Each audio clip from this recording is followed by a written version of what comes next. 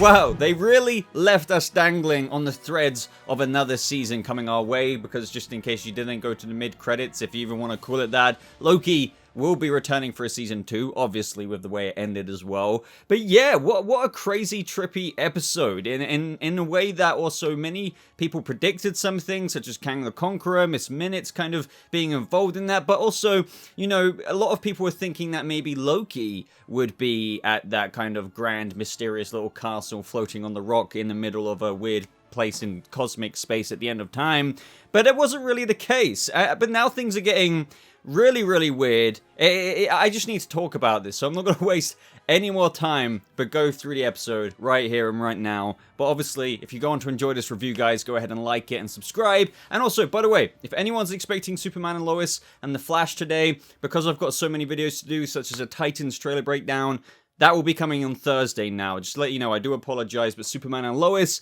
my breakdown will be up tomorrow. So this episode picked up with a little montage or kind of transition from space, the cosmic universe, if you will, all kind of winding into this time stream that is surrounding Kang's castle, if you will, his little place, and we'll talk about that a little bit later, of course. This was quite funny, like some of the voices they included, like I think Greta Thunberg was in there as well. I think there was her "how dare you" comment in there. I don't know if anyone else picked that up. Obviously there are other key voices of Earth's history, but either way, all of these beautiful visuals of space at the beginning, all blended into that time stream. Now initially Sylvie was hesitant. Obviously this is something that she's kind of mounted up to kind of get her revenge on the TVA, but now with this season, the curtain being drawn, she's found out it's this person in this place. Yeah, it's a big deal. And obviously they go in, Miss Minutes is there, and she reveals that it's He Who Remains, which is another interesting thing to this episode. I should have mentioned that in the intro when I was talking about who everyone thought it could be. This is an adaptation, as I always say with every adaptation I cover on this channel. It's interesting to see how they incorporate things, especially when theories and whatnot come out from fans thinking that one of the candidates for, obviously, who was the puppet master in the series was potentially He Who Remains, and that obviously bends very much so into the source material. Other strong contenders were Kang the Conqueror, maybe an ultimate Loki sat there at the top wanting to eliminate other Lokis as a possible threat and keeping his grand throne, if you will, which is also another thing that comes into play much later on, obviously, with both Lokis getting this, well, Sylvie and Loki getting this opportunity to rule over, well, just everything. But yeah, they obviously adapted this in a way that Kang the Conqueror, or should I say He Who Remains, is just an alias for him. As much as I did enjoy this episode, there are things that I kind of find confusing with the writing, like one of them, and I'll mention them as I go along. So if Kang really did want a replacement, and I guess you could argue that he would be happy to sit there and carry on, but he did articulate himself that he's getting a bit too old, this is kind of a young man's game, this is me abbreviating, but he kind of wanted like a replacement in a way. I guess he would have been more or less happy to continue it, but I mean, imagine being wound up. Like, we can't forget, this is a guy at the end of the day, sure, he's seen everything, been everything, he's been through the multiversal war, and if that happens, kind of teasing a little bit later, I'll see you again, he will just return. But at the end of the day, he's done this for a long time, so he's more than happy for Sylvie and Loki to kind of take over, and I thought that was really poetic in a way. But it's just, if Miss Minutes was offering Loki and Sylvie a deal on behalf of Kang, and how she said he's been making a few creative adjustments in how that he can reinsert them into the timeline without it disrupting things, it's just like, well, if that was something they just thought, obviously this isn't the story, but let's just say, oh, yeah, okay, yeah, let's do that. I'll go back into the timeline, maybe I'll beat the Avengers, just like Loki was offered. It's just confusing, but I thought you wanted to have them take over. So what I'm trying to say is, why was he making Miss Minutes offer that to them instead at the beginning? It just feels like a dead end. Then again, I guess it's redundant at the same time, because if he knew everything that was going to happen up until that certain point, then I suppose he knew that they weren't even going to accept those deals. But then again, like, why did it happen in the first place if he knew they weren't going to accept the deals? This is what I mean.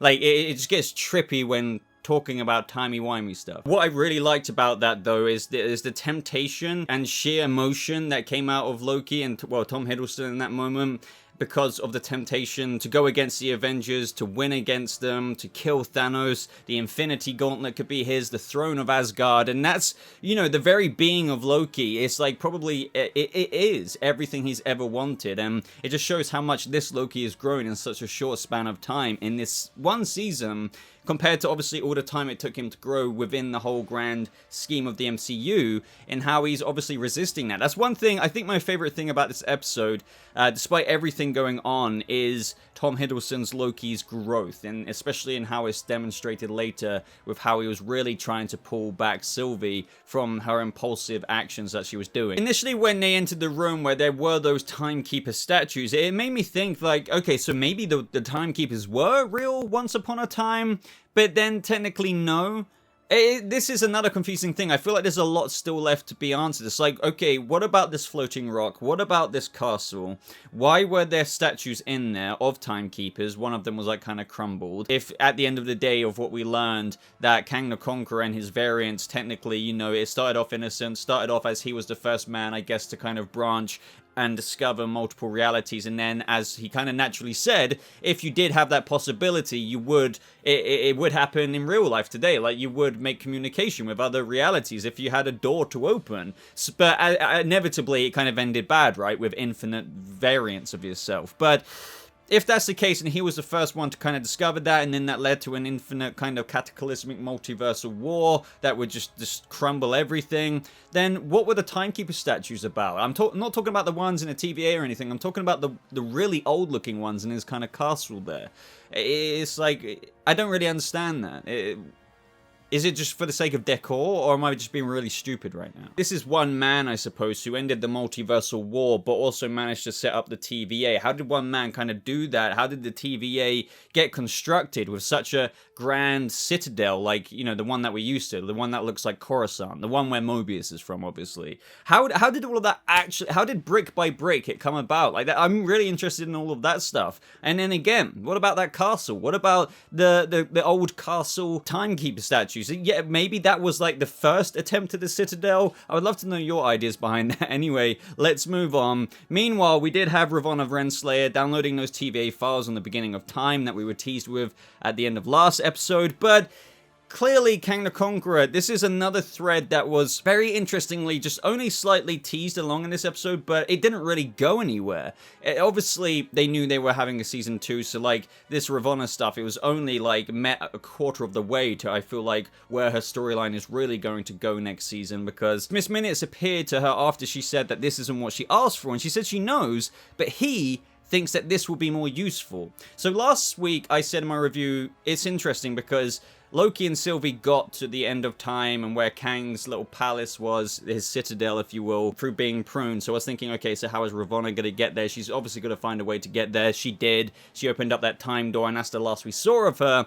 But that's all that was really to it this episode, technically speaking, because that piques my curiosity, because if Kang the Conqueror was completely fine with the possibility of Loki and Sylvie ruling and taking his place, then what was his angle with Ravonna? Because she was going to end up there, like, inevitably, and I was expecting to see her walk in. I thought it was going to be kind of an annoying thing. At this point, I was actually kind of getting annoyed with Ravonna's character, so I just go away, because I thought she was going to appear in again and be like, I want answers, or no, I will take over, because she's all about maintaining everything. Even if she knows that she's a freaking variant, it doesn't matter to her. She thinks that there must be a reason to uphold all this, otherwise there will be multiversal collapse if Kang the Conqueror is to be believed, which, you know, I think we have to assume is the actual case, and that was the original multiversal war before he kind of stepped in and, you know, saved it. What we need to know is, what is Kang's plan for her?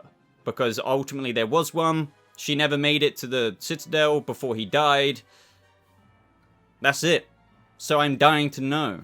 Maybe she was just another candidate to take over if he thought it went sideways with Loki and Sylvie. The other big question we have to focus on is, since she didn't get the records of the foundation of the TVA in the beginning of time, but Miss Minutes offered her something else, which was on behalf of Kang the Conqueror, because, as she said, he thinks that this will be more useful. Now we have to think about what is this information that she's learned now, which wasn't what she requested, that will be useful to her. Maybe it's how certain things end, maybe it's a certain script like what we saw later on in the episode with how things were going to go. But even then, like, that doesn't really make sense, because up until a certain point, as what we saw in this episode, it's like there was free will, because as he said, I knew what was going to happen up until 10 seconds ago. So at that point, when the reality started branching off from the time stream, it's like everyone did have free will in that moment. It gets trippy. It's strange. What's going on? We had Mobius come back in there, as I was saying, and we finally got an answer for that pen, because turns out that Ravonna Renslayer was indeed a teacher, I believe, at a Ohio kind of campus or whatever, and that's when B-15 wanted to show the other Minutemen just who she is, because initially that Minutemen was like, wait, Judge Renslayer, oh crap, but no. You're all variants, and now B-15 was starting to kind of, obviously, trying to convince the whole TVA of that, but I don't know to what ends, because with the ending of this episode, it looks like the reality that Loki was in, it's like the very universe, this is another really trippy thing to kind of wrap your head around, just because of the events of what happened. It's like already things were changing within the main time stream, that, you know, obviously the Citadel had the Kang the Conqueror statue, as if, like, everyone knew about it already. Mobius doesn't even recognize Loki. So it's like the main timeline had already changed. My point there is that despite B-15 trying to make the other Minutemen aware, well, did that ever happen now? Because with the end of the episode, you catch my drift? I think Jonathan Majors, it was absolutely fantastic, and I do like this new adaptation of he is technically He Who Remains, all while being Kang the Conqueror at the same time, because he's like, I go by many names, a conqueror, and he put a lot of emphasis into that one. And it's like almost he hasn't come to fruition as that character you know from the comics just yet. I mean, technically he has in the original Multiversal War, but this one right now technically isn't. But like, we're almost going to see the Kang the Conqueror that happened eons ago before the Multiversal War finished again in the future due to Sylvie killing him again, because that's why he said I'll see you soon, because he knows, he's like, well, great one, you've just started, like, yeah, with me dead, like, this is just gonna, yeah, like, Kang the Conqueror is going to return. It's kind of a weird thing. It's almost like a universal reset thing. Kang the Conqueror arrives because when he does, through infinite versions of himself, it just all goes to shit, like, in terms of, like, a multiversal sense. But I found Jonathan Majors just absolutely brilliant. He really, really did a great job, and I can't wait to see more of him, especially with how much more story we have yet to tell with what is left at the end of this season, let alone with how Jonathan Majors' Kang the Conqueror is going into Quantumania as well. And ultimately comes the point of doing wrong to also do good at the same time, because the TVA is kind of obviously ethically kind of messed up, but I also, you know, with how obviously they take people to make them become Minutemen, but they don't remember their own realities, and then just pruning timelines and innocent people, all in the sake of, you know, obviously not letting it collapse. But at the same time, you know, does two wrongs make a right? That's what Mobius was going for in this episode. You know, free will matters, but then you have other people on the other end just saying, yeah, but at what cost? The end of everything? And that is a good point, because you can see the rationality in both sides. But yeah, it's difficult, because you could just easily go and say, yeah, but everyone should have free will, and screw this, we're going to let, you know, the multiverse exist. But if what Kang says is true, which you have to assume that it is true, then surely he's the one in the right, because ultimately, infinite variants of him cause the end of reality itself. So surely something like the TVA does need to exist. But I suppose the point is, from the good guys of this show, is that it can still be done in a better way. And maybe that could have been achieved. And maybe Kang was trying to go after that, saying, yeah, maybe I have been doing it kind of wrong, but that's why you and Sylvie should maybe rule it from here on out. That's why he included the lines of return to the TVA, tell them all about themselves, and, you know, maybe go from there. Because he was like, maybe even let the Minutemen know who they are. But, like, so he did offer them I found that fascinating. He did offer them a way that, obviously the Minutemen probably won't like to hear that, but with what Loki was saying as well to Sylvie at the end, this is a big thing. Like, you know, think about what's at stake here. Maybe everyone would have come together to preserve the timeline, otherwise multiversal war would ensue. As Kang the Conqueror put it himself, stifling order or cataclysmic chaos? You may hate the dictator, but something far worse is going to fill that void if you depose of him. Now, Sylvie, I have to admit, she was annoying me. Like, I know you can put it down to some of her character traits, I suppose. She's someone who's been on the run her whole life. This is her on the precipice of getting her vengeance, well, revenge or whatever. But it just still feels like to me she was being so stupid to the point of where I don't know if I can believe the writing of that character, because Loki was obviously pointing out so sincerely to her in those fights between each other that the universe is in balance, everything we know to be true, like everything, is at stake, and if we take him out, we risk unleashing something worse. All I'm asking you is to think about that, you stupid variant. That's the thing, like, look, I don't know, this is difficult because I understand her motivations, but, like, you have to think, I know she thinks he was lying, but I don't know, like, if you were in that situation, like, as Loki said, he kind of believes him. If he dies just because of your wanting to take down the Puppet Master, you're gonna really risk reality and everything within it? I don't know, that kind of wound me up a bit. She just wouldn't stop.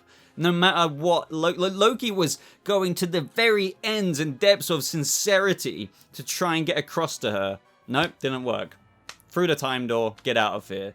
And I just thought it was a bit too, I don't know, transparent isn't the right word. It just felt like I didn't believe that. I don't believe that she would do that, even despite her desperation to, I don't know, achieve her goal. She's like almost one of those things where you just put your hand on the forehead of someone and they just keep punching. It's like, they're trying to say something. Yes, some things that they've done bad, like the TVA and the ethical issues with that, but it's like everything else that is at stake. She's still trying to punch because somebody stole her candy, so to speak. Obviously, that's a terrible analogy for how much she's been through, but just stay with me here. But then they're offering her the stakes of the universe, and she's still just like, no, I want to kill you, even if the universe goes. That's my issue. It just seems really dumb to me. The thing is, I really like Sylvie as a character. I really, really do. But I just felt like I was really with Loki on this one. It's like I couldn't understand why she wouldn't listen to him. One question that I do have is that why did the threshold like happen there and then? Is that like what was always going to happen? But technically, like, why didn't he, if he knew what was going to happen up until that moment and everything that was happening, why didn't that still just keep carrying on? Is that because his own end was about to happen and that was an inevitability? But technically no, because if that threshold had been met, then that was truly a free will moment between Loki, Sylvie, and Kang the Conqueror, so anything could have happened. I guess I just want to know is why did he not know what was going to happen right there and then? Why didn't he know that, like, Sylvie was just going to kill him anyway? Why were the time streams deciding to diverge just there? Like, I just feel like things like that are still quite ambiguous. One thing that I do think they've captured quite well is the intrigue of this story. I think no matter what, fans are going to love this regardless, because when you have a situation of, okay, if you kill the big bad guy, kind of, the guy is trying to keep time and space, he's an interesting thing, because you can look at him as a villain. He even refers to them all as villains, but he's also doing something that is saving the universe, at least in his own unique, albeit questionable way. But the story itself is very fascinating going forward, and I don't know how they're going to really end it, because if you kill him, then, as he says, reincarnation, baby, like, inevitably, multiverse war will happen. One of me will come back trying to stop all the other versions of me through getting Goliath again to stop all of that. So, I'll basically end up here again through doing what I did before through ending it. So, how will this actually end? After the Multiverse of Madness with Doctor Strange, after Season 2 of Loki, now you could say, let's just eliminate out Kang in the 31st century. It doesn't matter. Surely that would just time would find a way of finding another human being or somebody in the universe.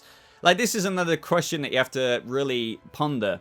There's a whole universe of races out there. As we know, Guardians of the Galaxy, we're getting more into that. Captain Marvel, like, we're getting more into the spacey-wacy things, right? What I'm trying to articulate here is that someone somewhere will always find the science to go to another reality, and that will ultimately make them communicate with each other, and ultimately, infinitely, if we're talking here, it logistically implies that there will be an evil version of them who wants to conquer every reality, thus the process always repeating.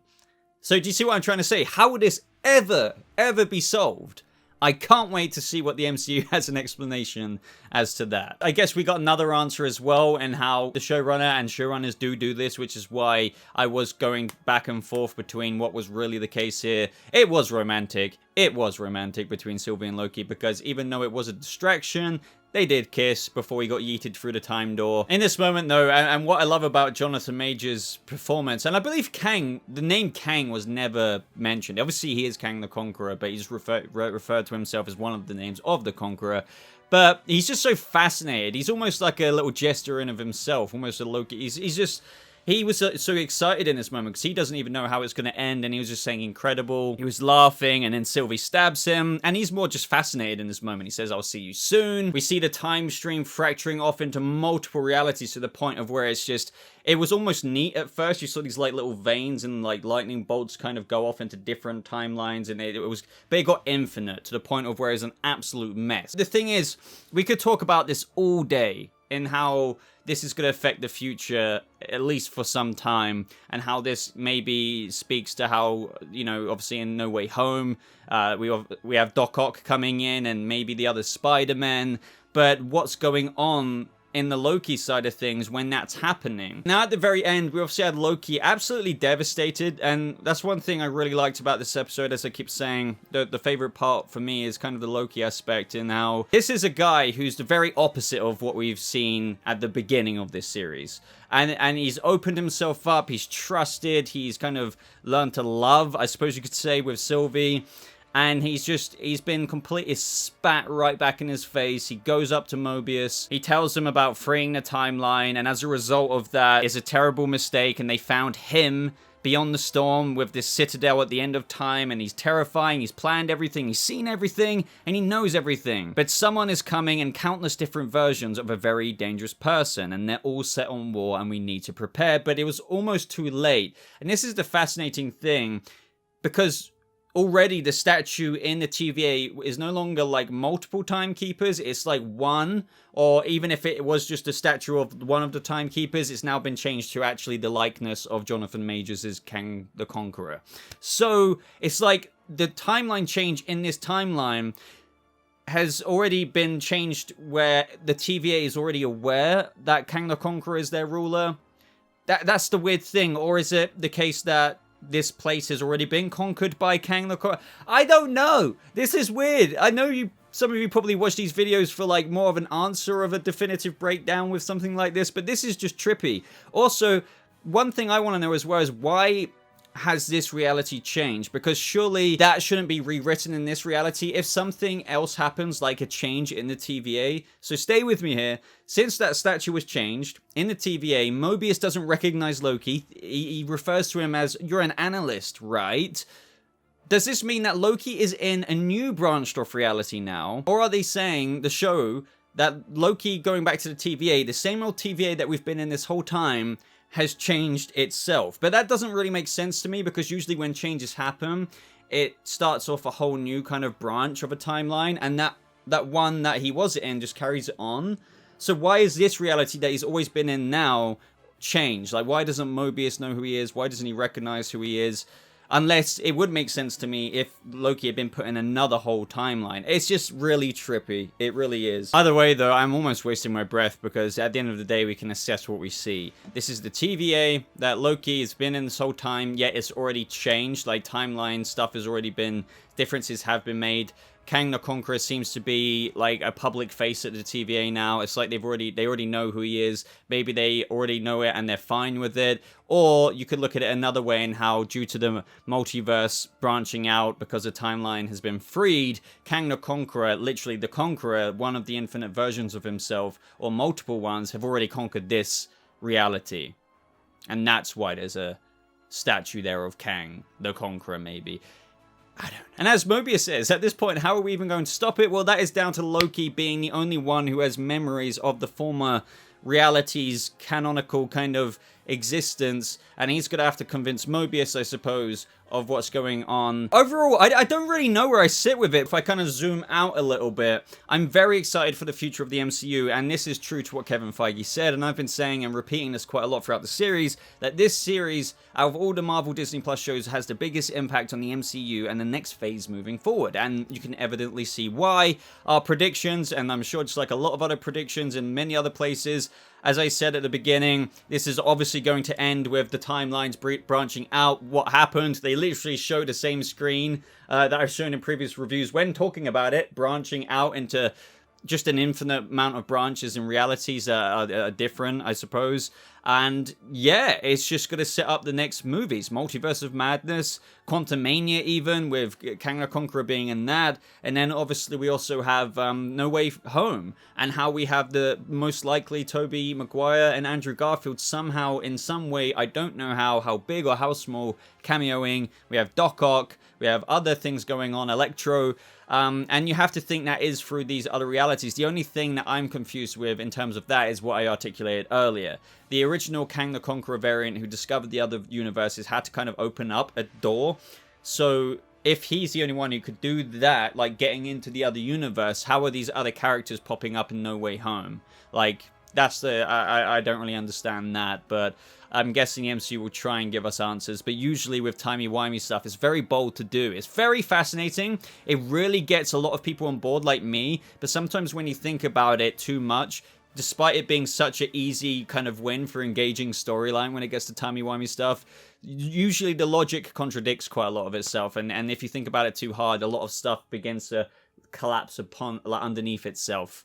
And I haven't thought about it too much. Maybe I'll make another video if I do come up with some things. But yeah, I feel like there could be quite a bit of holes with this one. But hey, either way, I was entertained.